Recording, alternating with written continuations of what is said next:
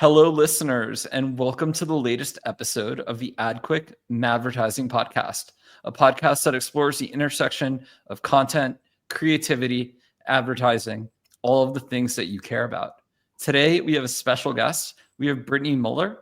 She is an international keynote speaker. She's an SEO and AI consultant, previously worked at Moz, Hugging Face, and more.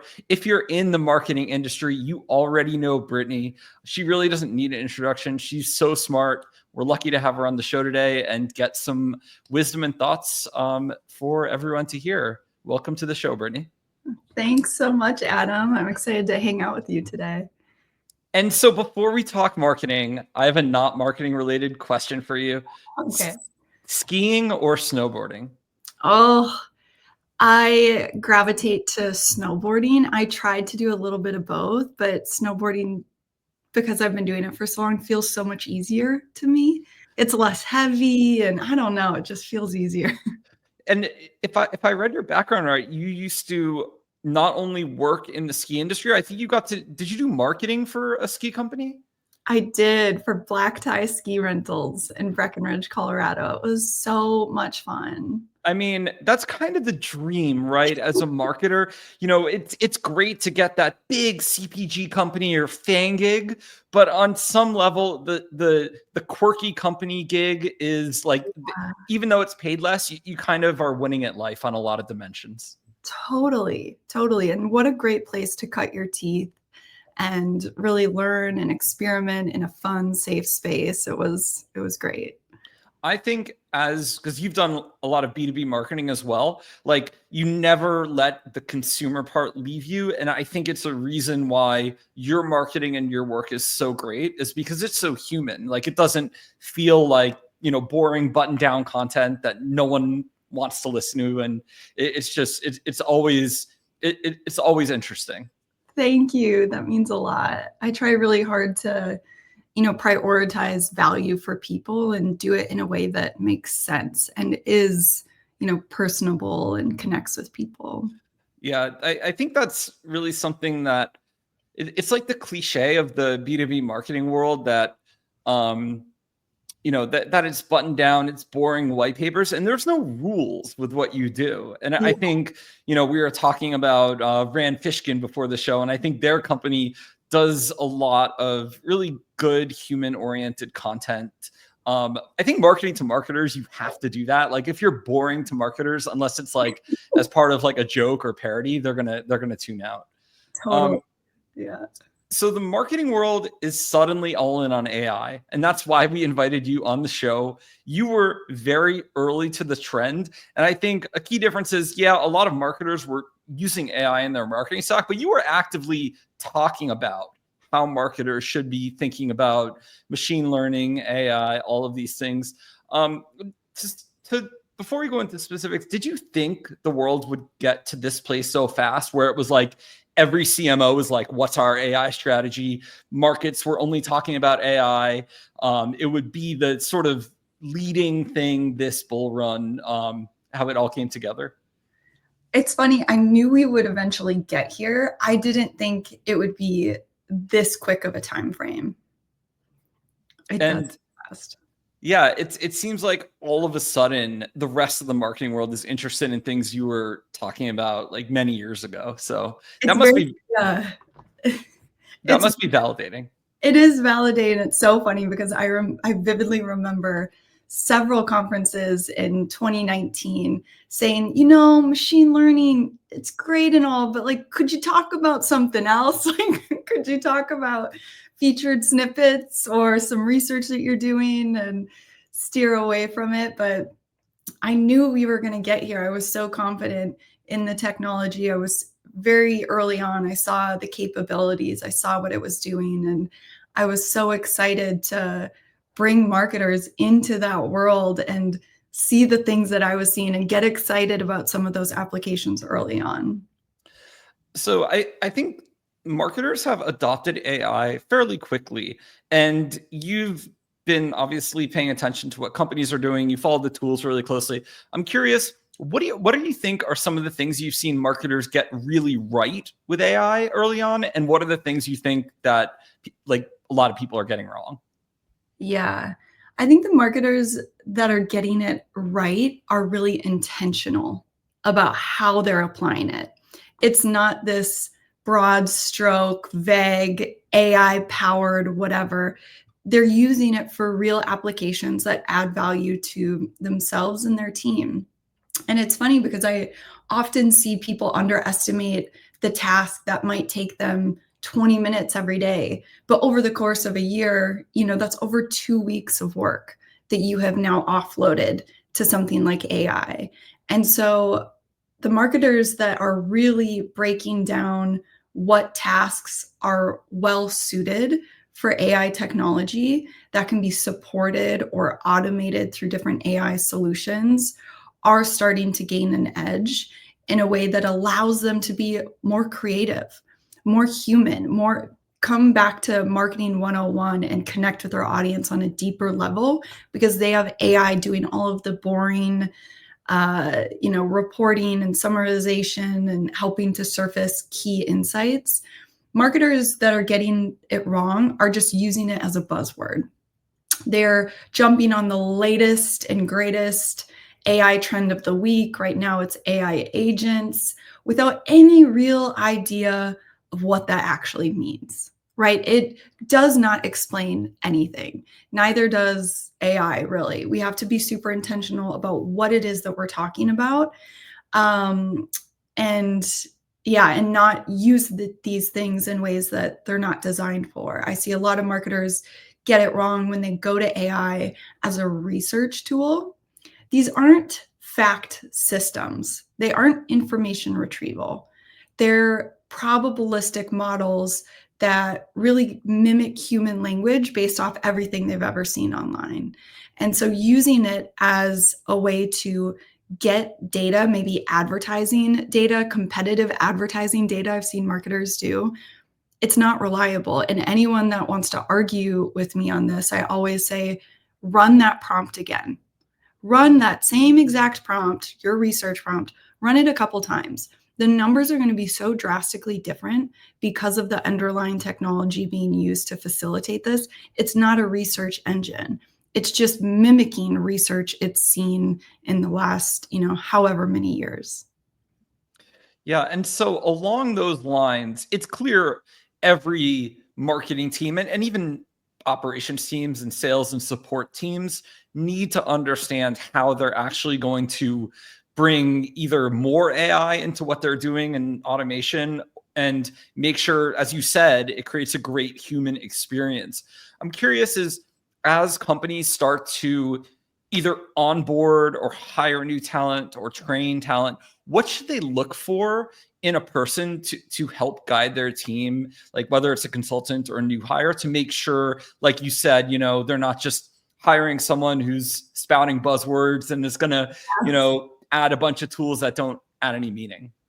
Yes, such a good question. And this is something that I was actually thinking about before hopping on here with you. I was sort of thinking about, when Steve Jobs did the big, iPhone announcement, right? And none of us really understood what the iPhone was until we got our hands on it, right? Until we used it and played around with it and started, exploring the different features. The same thing is true of AI. You have to be using this technology and experimenting with it in ways that further your education of the capabilities, that continue to shed light on where it really comes short and where it's super helpful and proficient. So, as far as looking for someone, they need to have experience playing with this technology, testing out the different models, examples of different applications and use cases. And I would, request really specific examples to get that information and make sure that they've done some of that legwork. Totally. And Yeah. I think one thing that I've seen, and I don't know if you've seen this as well, is like a lot of marketers kind of made a bet on the metaverse or Web3 without really doing anything, just because they could go in and sell. And I've noticed a lot of these people quietly making a pivot to AI. And this might just be something the marketing industry does, like whatever new thing, whether it's their a domain and expert, they're now an SEO expert, they're a social media expert, they're a blockchain expert. And I feel like especially here, it's a pretty big flag, because there's actually real things to understand, and not just, have a partnership with Meta where they put your, logo on a digital billboard and now you're in the metaverse, right? It's like way deeper than that. 100%, Adam, 100%. I feel as though those quick transitions are super revealing. And it's funny because, like, again, the latest is AI agents. And among like the AI world and researchers, it's a little bit of a dog whistle that you don't really have focus, or you aren't really sure how to use the technology, because you're so quick to jump on these bandwagon like trend keywords that, we're all navigating right now. And so, yes, I could not agree with that more. I kind of think AI in a lot of ways marks the end of this perpetual race to be first or early to new things. Because here's why: if there's ever a question I have on any of the latest tools or trends, I'll just ask the AI to like give me a summary with bullet points of, what happened, what does it mean? And it kind of just tells you, right? Yeah, it does tell you. I would say, depending on which one you're using, it will often, not facilitate the best real-time insights, because the larger models like ChatGPT and Claude, they take about a year to train, a full year. And so when you are trying to query more trending topics, it might not have as much awareness or context on those things as something like a search engine would, right? That would surface the real-time results. But working together in sort of a hybrid system, they are able to pull some of those insights, but not to the degree of, if it were retrained every single day, which isn't possible. Yeah, I do fun things, like I take like a long white paper and upload it to Perplexity and just say, summarize this in like 10 bullets or fewer. And it's just cool. Like, it doesn't make me an expert at things, but at least like I can catch up and know what something that was published that's a research report that I'm interested in. Like, it's kind of cool for laymen too, because I download like I download like these research reports about, like a medical study, and I'll have it at least give me it in plain English, which I think is fun. Yeah. And now it's not like asking me to train on data. I'm actually taking work someone else already did and just like make it simpler, which I think is cool. That's a beautiful application, and something I stress to students that I work with is, these models are only as good as the data that they're trained on. And examples like what you just mentioned, feeding an AI system data or information you want to do something with, like summarization or, extract different insights, it's incredibly qualified to do those things, right? And so playing with it in that way and using, like, I would recommend Notebook LM for things like that too, because then you can upload full documents and multi documents or data sets and query against those things and get citations as to where it's actually pulling that from. So that's a great use case. So I want to switch gears a little bit, and we're going to talk about marketing too, in addition to AI. Yeah. But one more AI question is, I'm curious, because you're a marketer, what Yeah. do you think of OpenAI's marketing, between Sam Altman going on podcasts and being, uber transparent, to the Super Bowl ad that was created with a human, to the internal drama, to the nomenclature of their AI. They're obviously the biggest company in the space. So I'm curious, anywhere you want to take this, your thoughts overall on OpenAI and telling the world the AI story. Yeah, it's really interesting. And I think a book I'm reading has shed more context on this for me. I'm reading the Positioning book by April Dunford. And while I'm reading it, I'm thinking about OpenAI's positioning strategy and how they came out hot out of the gate with this sort of mentality of, we have this godlike technology. You need to regulate us, but not like that. And it was a genius PR move because it gets attention, right? It puts them in a position of power, and it immediately attracts investors, right? And gets the interest of potential customers. But those two audiences are so different. And I feel as though a lot of OpenAI strategies, like their constant announcements of things that never get released. They have the biggest graveyard of announcements I have ever seen. Like, where are these things? They never come to fruition. And it's literally all for the VCs. It's all for bringing in continued funding, because they are bleeding cash. They are bleeding cash by the day. And so it's super interesting that they haven't tried a stronger, marketing strategy to users and to support users on a deeper, richer level, instead of these really, surface kind of cringy, robot girlfriend moves. It's bizarre to me. Yeah, they're kind of following a lot of the big venture playbook, like you mentioned, of a drumbeat of news.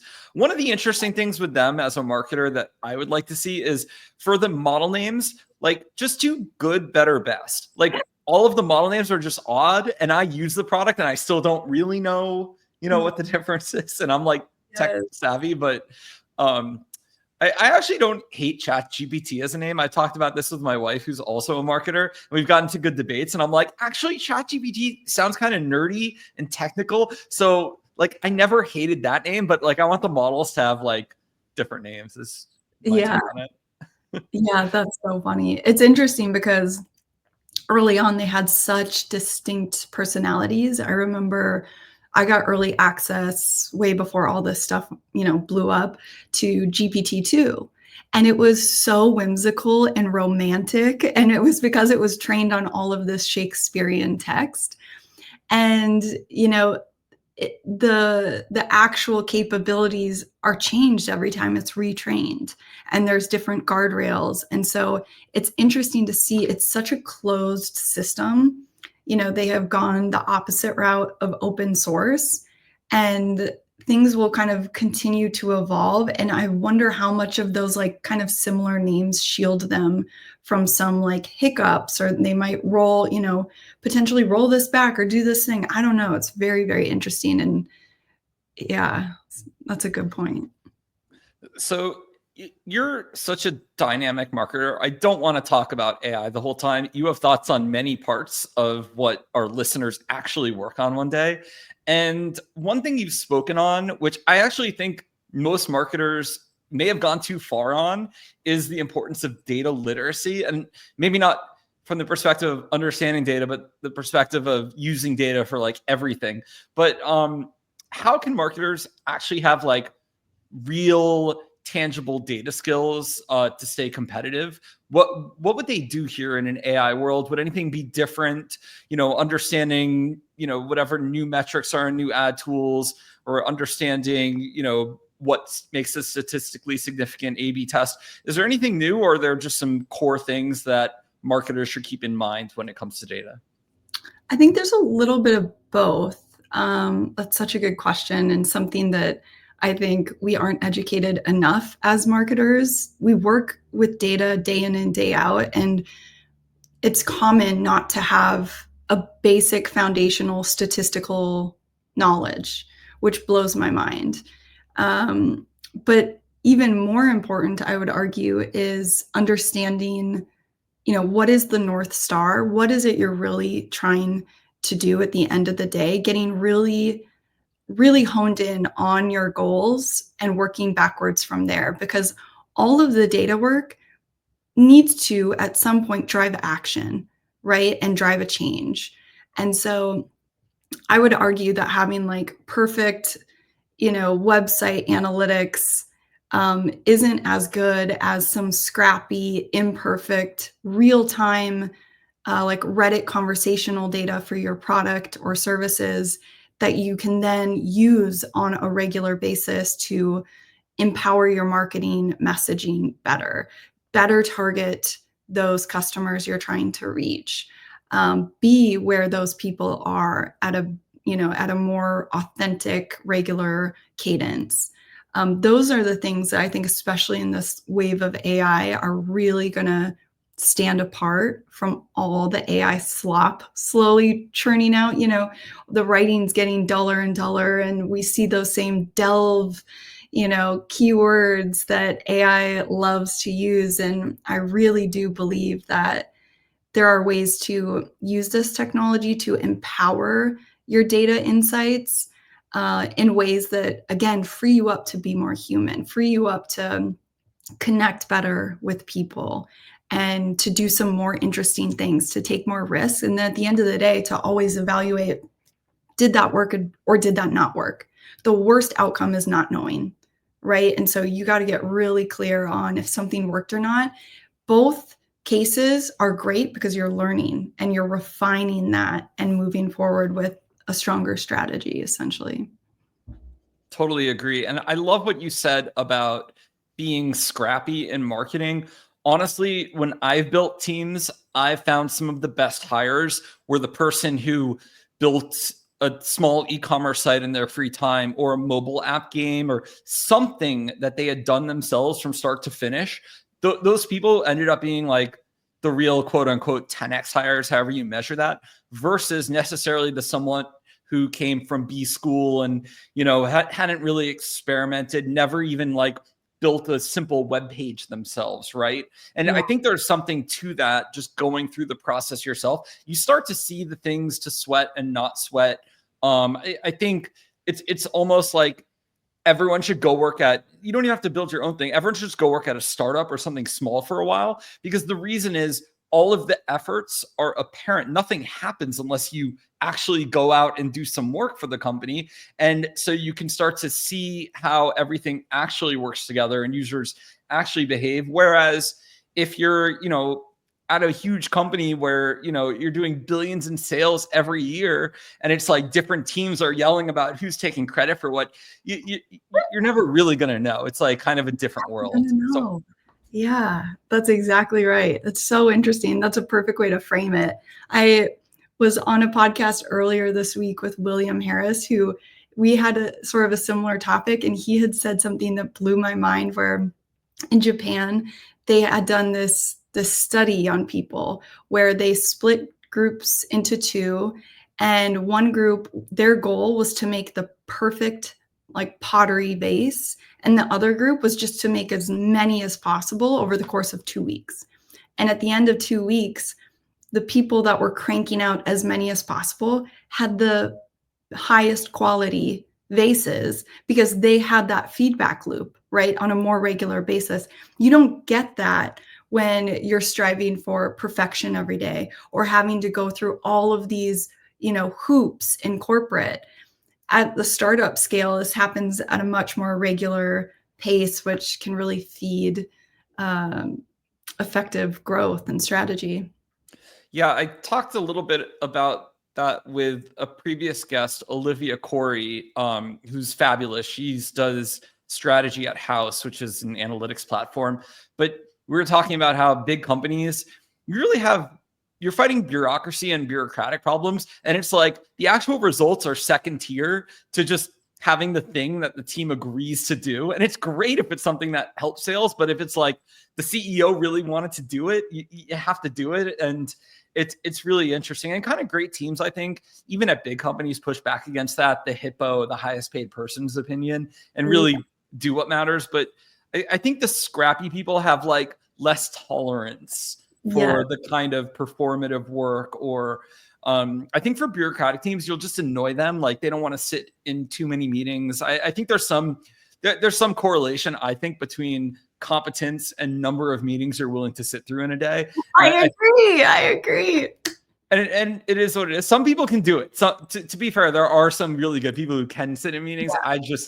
I've like reached past that point in my career. I would rather make less money, but actually do more things than make more money to sit in meetings. Yes, absolutely. And I loved that episode, by the way. And you made a really great point in that episode too, about you're fighting for resources, like it's totally different. The dynamic there is totally different. And I have connected with different startup founders in other countries, like in South America, they're so much scrappier than startups in the States because their runway is so much shorter. They have to figure it out in a shorter amount of time. And so the work and the things that they do is so fascinating to me to get that quicker. Totally. So Yeah. we talked about data. Another area you are a subject matter expert at, and I think everyone would know since you've done so much work with them, is SEO. You know, because you've done. I think you wrote or rewrote the Moz's Beginner's Guide to SEO. Is that right?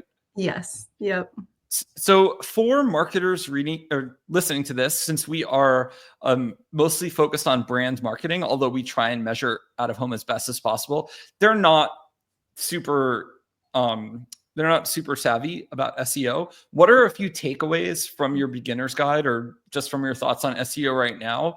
If you are a junior marketer or maybe a not technical marketer, what are like the main things to know about search and getting the most traffic that your company can from search engines? Yeah, I feel like there's a couple really key pieces there. The first would be just to make sure that your site is able to show up in search, right? Doing just a quick site colon your domain in Google and making sure that your pages are indeed showing up is step one. And if they aren't, figuring that out with your web developer or looking into some website settings to correct that. The other thing that I really love is I look at SEO and marketing and all stuff, it's all like digital psychology, right? And so the way that Google and other search engines work to try to determine relevancy, authority, etc., is not all that different than the real world. So, Adam, if you were to go, on a nice trip to Bora Bora with your wife and the two of you asked for completely different locals, where is the best, I don't know, steakhouse or something, or, restaurant around here. And three of the four said the exact same thing. You would likely start to be like, okay, this feels reliable, right? This makes sense. Online mentions do that. It's a vote of confidence.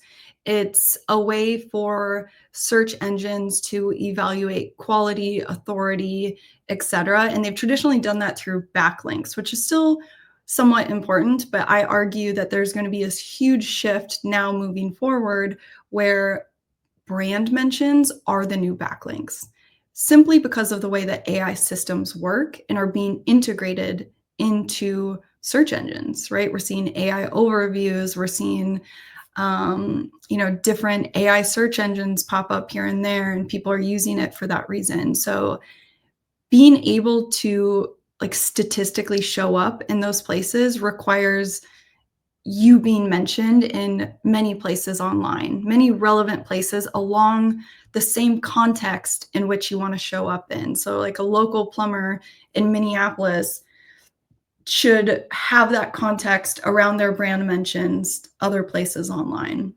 This helps, really add context to the brand. And so I am curious, do you think, and I'll just share from my own experience, I like to cook, but I'm not very good and I'm still learning. And I used to find recipes in Google, and I found the experience of these recipe websites, even if the recipe was great, but there would be a long story about the person. There'd be like 3 display ads. There'd be like a subscribe call to action. Eventually, I get to the recipe. I take a screen grab. I go to the store, get the ingredients. Now, I ask my local AI for a recipe of how to make something. And yes, it's making like the average version, but it's good enough. And I Yeah, kind of iterate and improve upon it. But I yeah, feel like I have not been to a recipe website since ChatGPT was launched. And I feel like I would like to go to one, but every time I go back, the experience is so bad. And I feel like there's maybe opportunity here for some of these recipe vloggers to make or bloggers to make YouTube channels or do something. But like, is it over for this type of informational based website for like querying and retrieving simple information where it's like, there's no way the AI can really be wrong. Like it's already better than the human. There's nothing controversial it can do. It's just giving me like a better answer. Right. yeah. Oh my gosh, I love that. That is super interesting. And I dealt with that this week. I found like the top rated chicken enchilada recipe, And on my phone, there's a pop-up that happens about 1 minute into looking at the page that you cannot get out of. So I'm in the middle of doing this and it's a disaster. And you're exactly right. AI models, they basically output the average of everything they've seen online. And in this scenario for cooking, I'm not a good cook. That's a win for me. That would be, definitely a step up.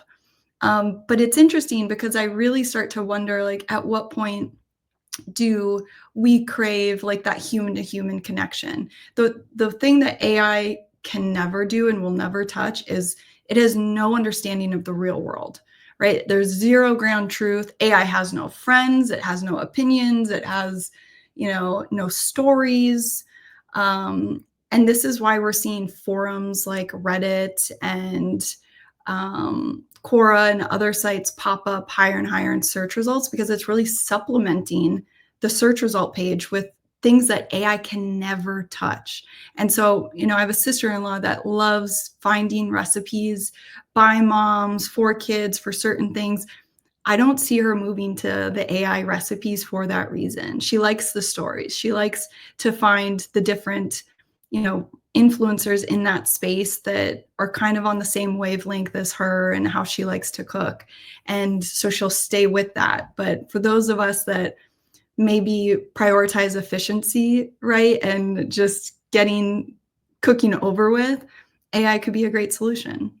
Yeah, and to your point, I'm a big fan of Gordon Ramsay. He's like, I usually don't like celebrities, and he's the one celebrity I love. I watch his YouTube videos. Like, he has a cooking channel. I'll make those recipes, and because of the connection with him, Mm. the parasocial connection, I really like him. I also like this guy called Babish that has a channel, Binging with Babish, where he makes dishes from like pop culture, and it's like super fun. Like, he makes like the dishes from Sopranos and from different movies, like any famous food, he shows how you would make it. I And love I that. think like that human connection is absolutely right. I subscribe to the channel, but like, I guess my point was from the perspective of information with a transactional nature where the source doesn't matter to me. It's just like, yeah, like it's kind of bad, because in reality, the AI has probably crawled like, Auntie Jane's recipe website to figure Yes. out how to make those muffins. And now I'm just, getting the content, and I kind of feel bad sometimes. But Yeah. Yeah. I feel you. it's an interesting world. So Um, interesting. so what do you actually think doesn't change in an AI powered world, no matter how good AI gets at giving creative output or, instructions or analysis? Are there any things that won't change? Connection with one another, communities, right? Like, we're going to continue to require these aspects of our lives, and maybe, more than ever with the advent of AI. It's interesting because I remember years ago sitting in on this AI ethicist talk where she had predicted that, once AI really blows up, it's going to be like the poorest off individuals that have access to like robot doctors, and the prize, the like premium, will be real people, right? The real human doctors. And that's a scary thing to think about, right? So I think about that a lot. Virginia Eubanks talks about that a ton and does so brilliantly with her book Automating Inequality. And I think we need to be a lot more careful about how we're integrating these systems into our own society on a regular basis that impact people. Um, yeah, it's super interesting. There's so many layers to it. There's so many facets of it, but that I think we're going to continue to ask ourselves more and more, what is it to be human, and what are those differentiators? And again, that's what's going to like rise to the top in all of this. It's not going to be the carbon copy of a carbon copy of a carbon copy of AI writing. It's going to be, someone who has like a really good sense of humor and a big personality in their marketing, and does something super clever to get people's attention because no one else is doing that, right? That stuff will continue to rise to the top. I love it. And in terms of social and community, it's, bullish not just social media marketers, but like event managers, people who do things in real life. I think there's going to be, like you said, real life doctors and, the inequality premium, that's scary. But us marketers aren't working on those types of existential issues. We're mostly working on trying to sell things and build community. So like, I think there'll be a premium for brands that can actually bring people together and have really great experiences. We'll gravitate more to those companies that, show up at music festivals, that put on wonderful, events and trade shows that can bring industry and people together and create those good feelings. Absolutely. Absolutely. I do think though, like the ethical stuff does affect marketers in really slippery, slimy ways that aren't on most people's radar. And you see this happen with like the Levi's campaign, where instead of hiring for diversity with their models, they just generated AI diverse models, right? And that's not putting money in the pockets of, that community. And so that's an interesting step in that direction. And we as a marketing community, I would love to see set some guidelines around some of this stuff and be more thoughtful in the fact that these systems magnify societal biases. And so even though, the PGA Instagram account team thought it was really funny to expand player headshots with Adobe Firefly, the players of color were put in, dirt settings, working on building wooden items. And no one in the room thought to consider like, wait, what is this representing? What are we saying, and reinforcing? And I'm scared of the ways in which that stuff slides through and impacts children's worldview of the next generation in ways that we're not currently thinking about. Yeah. I'm actually somewhat optimistic here because companies have gotten such backlash from doing stupid things that I think more and more companies are having people in the room, or at least thinking through what they're doing. You've seen examples of this with even something simple with Apple having the ad where they crushed all of the instruments into this really thin thing. And it's like, Apple, we love those worn organic instruments. What are you doing, fam? And so like, even with simple things like that, I think marketers are starting to like, I wouldn't be on a team where people aren't QAing carefully to have something that's, that's universally loved by users, or that's thoughtful of different communities. Like, I think you're shooting yourself in the foot if you do any of that. And I think we've seen enough examples. It's almost malpractice, right? If you do something that causes outrage amongst any group, it's like not like what are you doing as a company? And it's like, you shouldn't exist to just create controversy, right? I just don't see why you do that, unless maybe you're like, one of these kind of vulgar-ish brands that does it. Otherwise, like, don't consciously go out and try and do something provocative. I just don't understand why they do it. Yeah, I think I think where you can get into trouble though is well-meaning teams that maybe don't have a diverse set of people at the table when they have these conversations. Like when Tesla's, which I know you just got a Tesla, but I was just gonna say Tesla's keys, like, they're supposed to just work from in your pocket, but they don't work so well in a purse. One woman at the table in that conversation, right, could have been like, hey, this is something we need to account for, think about. There's so many examples of that in tech. And I think it's well-meaning teams that don't have enough diversity at the table to think about, oh, darker skin tones actually don't work with this automatic soap dispenser we just invented. Like, it's as simple as that. And so it's well-meaning people that just don't have those other perspectives. And I think that's why, having a diverse set of people at the table is paramount.